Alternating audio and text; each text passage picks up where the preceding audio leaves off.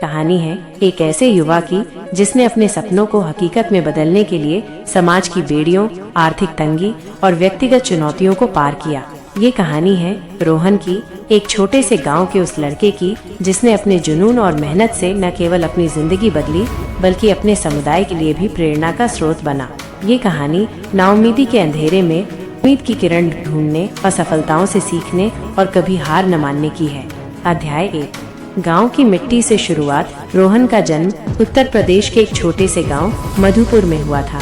मधुपुर एक ऐसा गांव था जहां बिजली और पानी की सुविधाएं सीमित थीं और अधिकांश लोग खेती या छोटे मोटे कामों पर निर्भर थे। रोहन के पिता रामचंद्र एक किसान थे और मां सरस्वती घर संभालती थी। परिवार की आर्थिक स्थिति इतनी कमजोर थी कि कई बार 2 वक्त का खाना भी मुश्किल से जुट पाता था।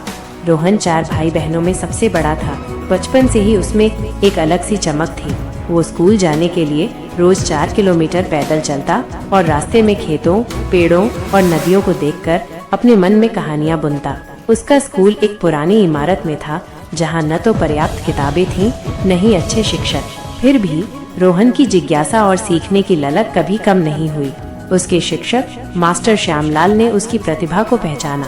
एक दिन जब रोहन ने कक्षा में एक कविता लिखकर सुनाई तो मास्टर जी ने कहा, बेटा तुम में कुछ खास है, अगर तुम मेहनत करो तो दुनिया में अपनी जगह बना सकते हो। ये शब्द रोहन के दिल में घर कर गए। उसने ठान लिया कि वो अपने परिवार की गरीबी को मिटाएगा और अपने गाँव का नाम रोशन करेगा। अध्याय 2। सपनों का बीज। रोहन को बचपन से ही विज्ञान में रुचि थी। वो रात में तारों भरे आकाश को देखता, सोचता कि क्या वो कभी अंतरिक्ष की सैर कर पाएगा। गांव में रेडियो पर इसरो के मिशनों की खबरें सुनकर उसका मन जोश से भर जाता। वह सोचता, क्या मैं भी एक दिन वैज्ञानिक बन सकता हूँ। लेकिन सपने देखना आसान था, उन्हें पूरा करना नहीं। गांव में न तो कोई कोचिंग थी, न ही इंटरनेट। रोहन के पास सिर्फ स्कूल की किताबें और उसका दृढ़ संकल्प था। 10वीं कक्षा में उसने अपने स्कूल में टॉप किया, लेकिन आगे की पढ़ाई के लिए पैसों की कमी एक बड़ी बाधा थी। रोहन के पिता चाहते थे कि वो खेती में उनका हाथ बटाए, लेकिन रोहन की मां ने उसका साथ दिया। सरस्वती ने अपने गहने बेचकर रोहन को पास के शहर प्रयागराज में इंटरमीडिएट की पढ़ाई के लिए भेजा। ये रोहन के लिए एक नया अध्याय था, लेकिन चुनौतियां अभी खत्म नहीं हुई थी। अध्याय 3। शहर की चुनौतियां। प्रयागराज में रोहन एक छोटे से किराए के कमरे में रहता था। वह दिन में स्कूल जाता और रात में एक ढाबे पर बर्तन धोने का काम करता। काम और पढ़ाई का दबाव इतना था कि कई बार वो टूटने की कगार पर पहुंच जाता, लेकिन हर बार मास्टर श्यामलाल के शब्द और मां की आंखों में विश्वास उसे आगे बढ़ने की ताकत देते। स्कूल में रोहन का प्रदर्शन शानदार रहा। उसने 12वीं की बोर्ड परीक्षा में 92% अंक हासिल किए। अब उसका अगला लक्ष्य था इंजीनियरिंग प्रवेश परीक्षा जी, लेकिन जी की तैयारी के लिए कोचिंग की फीस उसके लिए एक असंभव सपना थी। फिर भी रोहन ने हार नहीं मानी।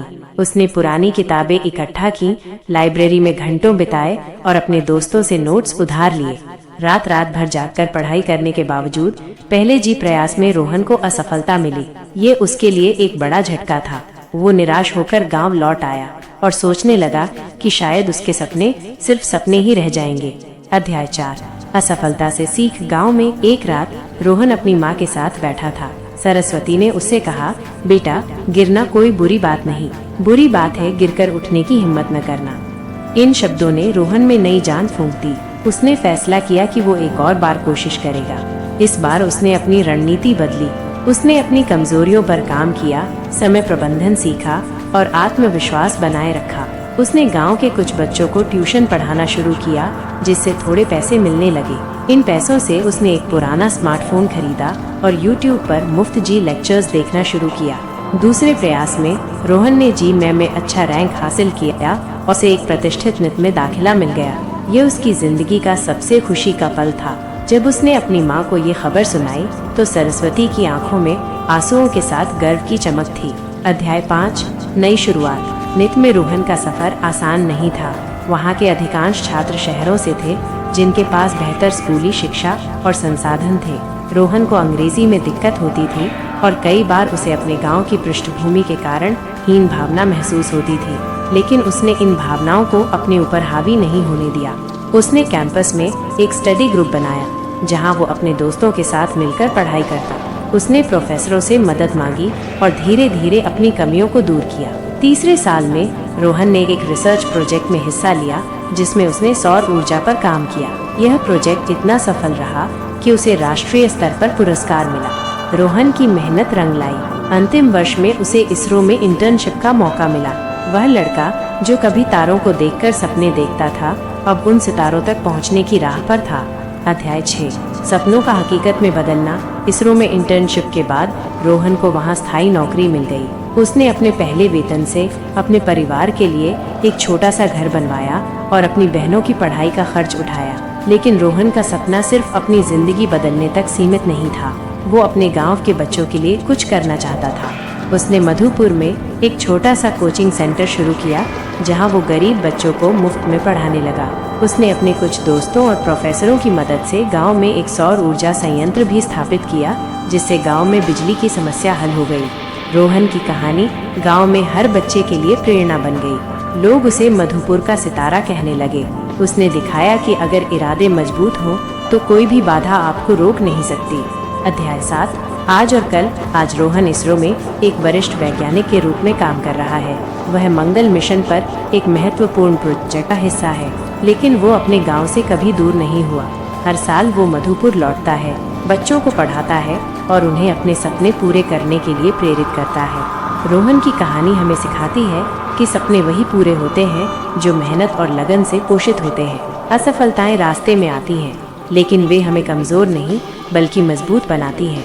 रोहन ने अपने जीवन से ये साबित किया कि गरीबी, संसाधनों की कमी या सामाजिक बाधाएं आपके सपनों को रोक नहीं सकती, अगर आप में हिम्मत और विश्वास है। निष्कर्ष, रोहन की कहानी सिर्फ एक व्यक्ति की जीत की कहानी नहीं है, ये हर उस इंसान की कहानी है जो अपने सपनों के लिए लड़ता है। ये हमें याद दिलाती है कि जिंदगी में कोई शॉर्टकट नहीं होता। मेहनत, धैर्य और आत्मविश्वास ही वो चाबी है जो हर ताले को खोल सकती है। तो अगर आप भी अपने सपनों को हकीकत में बदलना चाहते हैं तो रोहन की तरह हिम्मत जुटाइए, मेहनत कीजिए और कभी हार मत मानिए। क्योंकि जैसा कि रोहन कहता है, सपने वो नहीं जो सोते वक्त देखे जाते हैं, सपने वो हैं जो आपको सोने न दें।